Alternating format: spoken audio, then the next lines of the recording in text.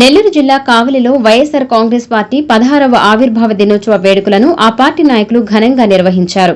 కావలి మాజీ శాసనసభ్యులు రామిరెడ్డి ప్రతాప్ కుమార్ రెడ్డి ఆదేశాల మేరకు పట్టణ అధ్యకులు కేతిరెడ్డి శివకుమార్ రెడ్డి ఆధ్వర్యంలో పార్టీ కార్యాలయం వద్ద జెండాను ఆవిష్కరించారు. అనంతరం కేక్ ను కట్ చేశారు. తహసీల్దార్ కార్యాలయం వద్ద ఉన్న వైఎస్ రాజశేఖర రెడ్డి విగ్రహానికి పూలమాలలు వేసి ఘన నివాళులు అర్పించారు.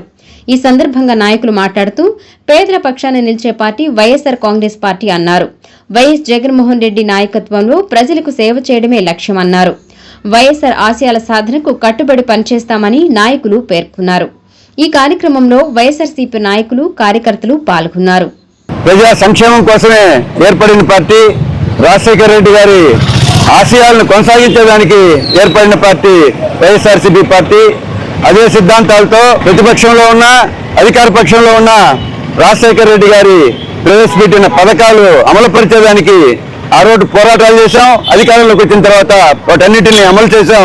అంతకంటే మిన్నగా వైఎస్ఆర్సీపీ పార్టీ జగన్మోహన్ రెడ్డి గారి నాయకత్వంలో, కావలిలో ప్రతాపన్న గారి నాయకత్వంలో అభివృద్ధి బాటలోకి పయనించేటట్లు కావలి నియోజకవర్గాన్ని కానీ స్టేట్ ని కానీ తీసుకుపోయాం.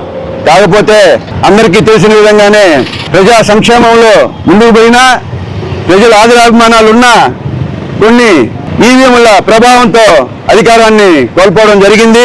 ఇంకా ఈ పార్టీకి 40% ఓట్లున్నాయంటే అది జగన్మోహన్ రెడ్డి గారు ఏ విధమైన పరిపాలన, ప్రజా సంక్షేమం ఏ విధంగా అమలుపరిచాడో మనందరికీ తెలుస్తా ఉంది.